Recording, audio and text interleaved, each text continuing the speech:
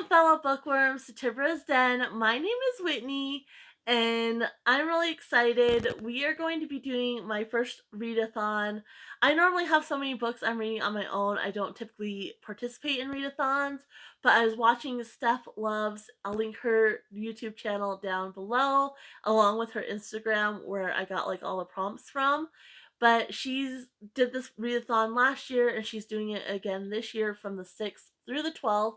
And yeah, I'm really excited for this. I have had a rough couple of years, which I think a lot of us have. And I don't know, I'm really in the Christmas spirit this year, and I wanted an excuse, one, to read more books, and then two, just to read some festive books, and kind of go along that route. So I'm really excited for this. Again, you can check out her video if you want to know more about the readathon itself, and then also check out her Instagram. But I'm just going to show you the books I have. I'm assuming if you're watching this, you already follow her channel, but just in case you don't, I wanted to make sure you guys were aware of the readathon before it took place, and then I'll try to do a video after where I talk about all my different reads. So a lot of these books could have gone for multiple prompts, but I made sure I got one book for each prompt. And the first one is Festive Word in the Title. And so I had at least two other books I could have used for this prompt. And actually, I have two books which I'm going to talk about at the end, which I could have used for these prompts as well. But I already have them scheduled to read as my weekly reads around Christmas. And so I didn't want to add them in for the readathon. I really wanted to read them around Christmas. So that's why I ended up not choosing those books, but I'll talk about those at the end. So the first one, Festive Word in the Title. I went with Historical Christmas Stories in 1890. This actually has three different stories by Nora Roberts, Patricia Potter, and Ruth Langang.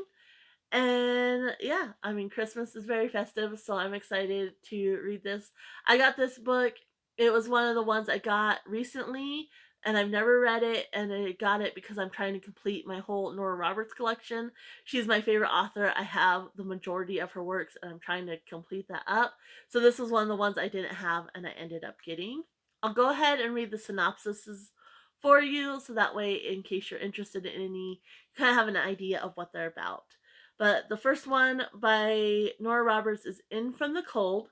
Christmas was Alana Flynn's favorite time of year, but when injured Minuteman Ian McGregor sought refuge in her New England home, Alana found herself caught in a war of hearts with the handsome rebel. Could this become the season of peace on earth and goodwill to one special man? And I have all the McGregor books. I wonder if, Ian McGregor is connected to those or not. I'm kind of interested in that. And then the next one is Miracle of the Heart by Patricia Potter. Blythe Somers was faced with a painful choice. Torn between her love for a Yankee officer and her loyalty to his Confederate brother, she agonized over what course to take. There seemed no way out until, against all odds, Blythe's band of ragtag orphans managed to perform their own Christmas miracle. And then the last one is Christmas at Bitter Creek by Ruth Langan. Matthew Braden has spent his whole life in and out of trouble, and Laura Connors knew he never changed. She told herself she just needed a man to help out around the ranch, but the one present she was hoping for this Christmas was that Matthew would stay on, and this time for good. So I'm really excited about this one. I am a huge fan of the cheesy Hallmark romance Christmas movies. And so, yeah, this kind of goes along with my love for those. And I'm really excited to read these stories. And that's my prompt for Festive Word in the Title. And the next one is Snow on the Cover. Again, I had a couple of choices for this one. One that I also chose for this readathon, but the one I chose for this prompt in particular is A Gift of Hope by Danielle Steele. Again, my grandma gifted me her whole Danielle Steele collection, so I'm trying to make my way through her books, and so this gives me an opportunity to read this one. And I thought it was perfect, A Gift of Hope. perfect to go along with the season as well. And it says, for 11 years, Danielle Still took to the streets with a team of 11 and 3 vans to help the homeless of San Francisco, distributing food, clothing, bedding, tools, and toiletries under the cover of darkness. She sought no publicity for her efforts and remained anonymous throughout. Now the famously private author is speaking up to bring to attention their plight. In this unflinchingly honest, and deeply moving memoir, she offers achingly acute portraits of the people she met along the way and issues a heartfelt call for more effective action to aid this vast pride population. Determined to supply the homeless with basic necessities, she ends up giving them something far more powerful, a voice. So, interested to read that one, and it also is nice and short, which helps with everything else I'm reading as well. So that's that prompt. The next one is anticipated read. And I struggled with this one. I just finished The Mystery of Mrs. Christie, which is one of my ABC Author Challenge books. And that was by Marie Benedict. And that one was one of the ones that I was anticipating the most, but I already read it. So out of all the books I have on my shelves, the only ones I'm really anticipating are some of the ones in the ABC Author Challenge. And so I'm gonna jump a little bit of ahead. I've been reading them in order, but I'm gonna jump ahead because this one was one that really caught my eye and I'm really, really excited to read. And this is for my I author, but I had to go by the first name, so I do have another I book that I'll also read. But it's by Isabel Allende, I want to say is how you pronounce her name. And reading the synopsis, it sounded right up my alley, and I keep eyeballing it. I'm so excited to read this one. So again, I'll go ahead and read the synopsis for you. It says, reunited once more, young Alexander Cold and his best friend Nadia embark upon a new adventure, following Alex's frighteningly fearless journalist grandmother Kate to a forbidden kingdom hidden away in the frosty peaks of the Himalayas. They seek the fabled golden dragon, a sacred statue and priceless oracle coveted by a greedy and powerful outsider. To prevent the desecration of the holy relic, they will need the help of a sage Buddhist monk, his young royal disciple, and a fierce tribe of Yeti warriors.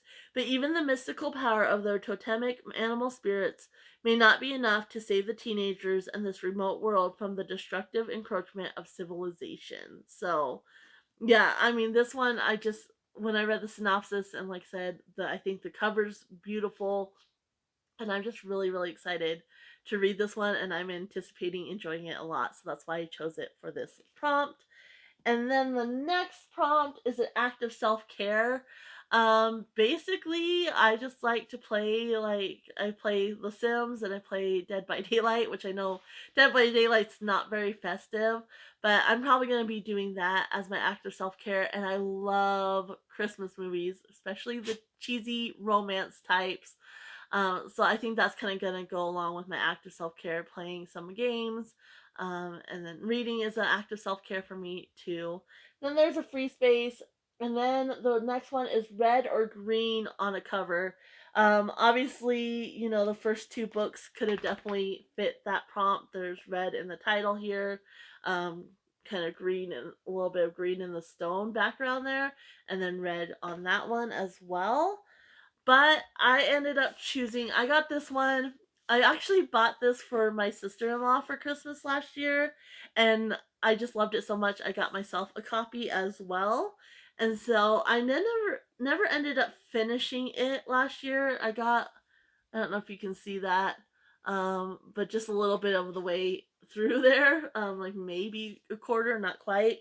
And it's Letters from Father Christmas by J.R.R. Tolkien. And yeah, I came across this. I was actually listening to a podcast, and I was listening to it, and they were talking about this. And last year was some anniversary. I don't remember which one. Um, but it's so cool, guys. It has all the letters he wrote from Father Christmas to like his children and such. And yeah, I think this book is really cool, and it has red, obviously, a lot of red on the cover. So I'm really excited. I probably won't read the whole thing necessarily, but I'm excited to skim through and read some more of the letters. Like, absolutely love this. This is a great gift um, for, I think, even people who aren't big book lovers. I think just anybody who loves Christmas in general, I think this is a really cool gift to get them. So that is that prompt. And then the next one is an illustrated cover. And again, a couple of them could have gone with this. Um, the one I chose is another one from my ABC author challenge, and that is my e author, which is actually the next author I have to read. I'm about halfway through my D author, and so it's Winter Tide by Ruth Ann Emrys. And I mean, that cover is absolutely beautiful. And so I'm really excited um, to read this one. This is one of the ones I'm anticipating enjoying as well. And so I'm excited, one, to have another excuse to read some more of my ABC Author Challenge books, and two, to finally tuck into this one, which I was gonna do anyway. But I'll go ahead and read the synopsis. Again, I apologize for the butchering of any names. I'm horrible with pronunciation. And my husband told me how to pronounce this name. It's like some monster, mythical monster thing, and I still can't remember how to pronounce it. So it says 2 decades ago, the U.S. government rounded up the people of Innsmouth and took them to a desert prison far from their ocean, their deep one ancestors, and their sleeping god, Kaluthu.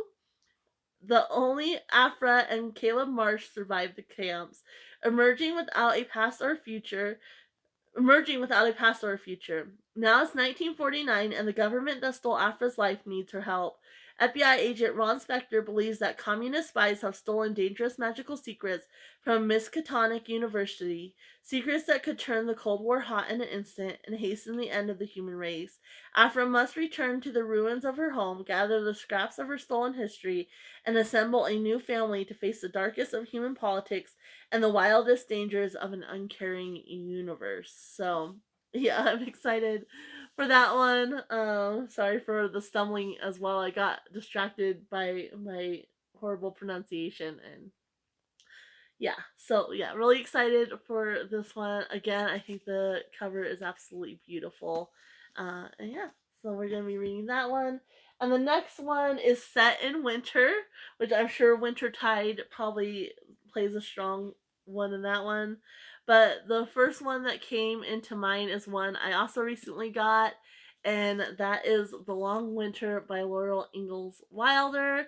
I was missing this one and Little House on the Prairie. I had the rest of the collection, and so I got this one. Obviously, this could have gone for the prompt Snow on the or Snow on the cover, or the illustrated cover, but I chose it for set in winter because I know 100% that this one is set in winter. So, really excited to read this one. I don't know if I've ever actually read this one or not. I've read the other ones multiple times, but Little House on the Prairie, since they weren't in the collection, I don't know if they ever were by the time they made it to me or not. So I am excited to read this one. And that should be a lot of fun as well.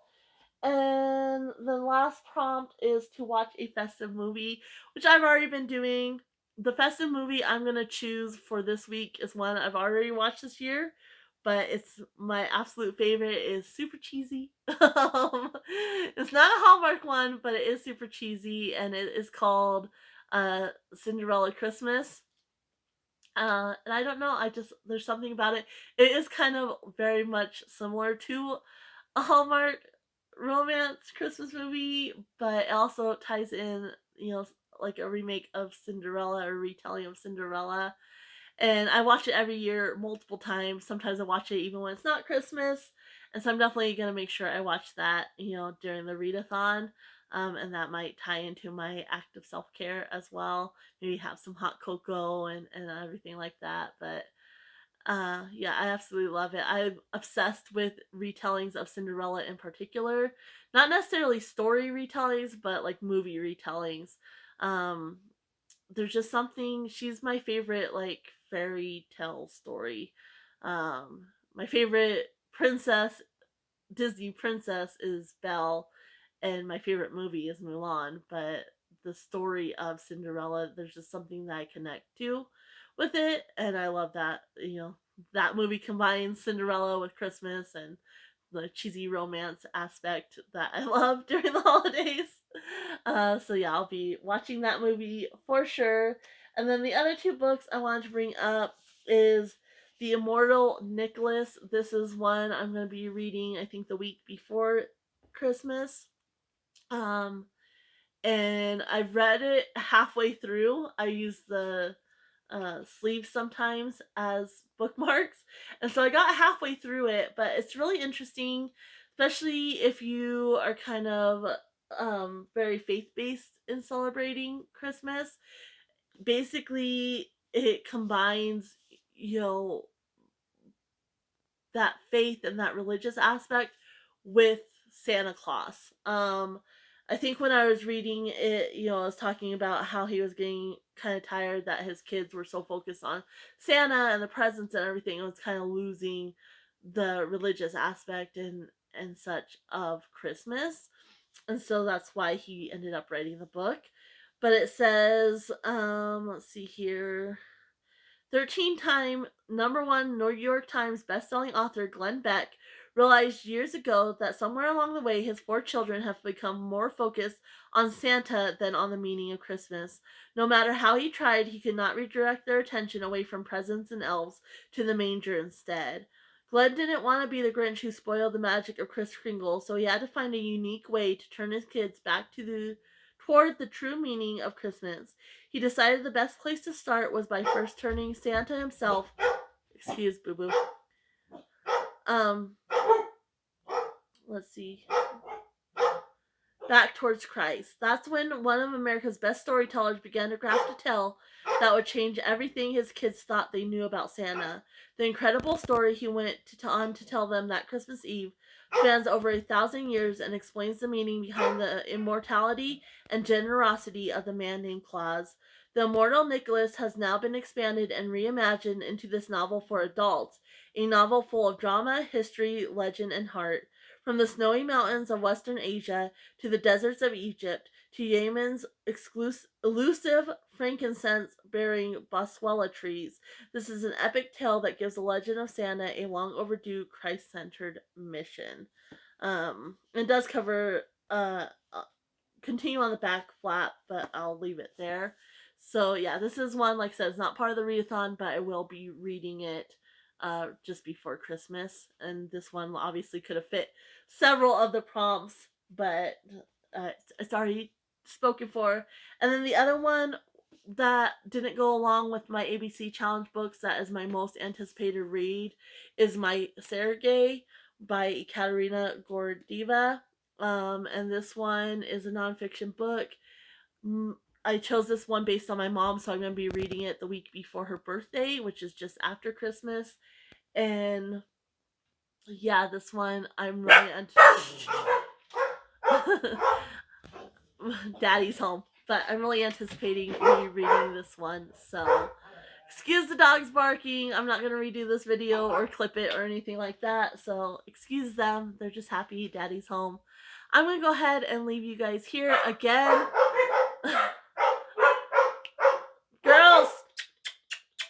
Again, links to Steph Love's channel is down in the description below, along with her Instagram. I hope you guys will go show her some love and also participate in this readathon if you are already aware of it or aware of her channel. Definitely head on over there. Don't forget to subscribe, hit the bell notification, and give this video a like while you're at it. Happy reading, everyone. Bye.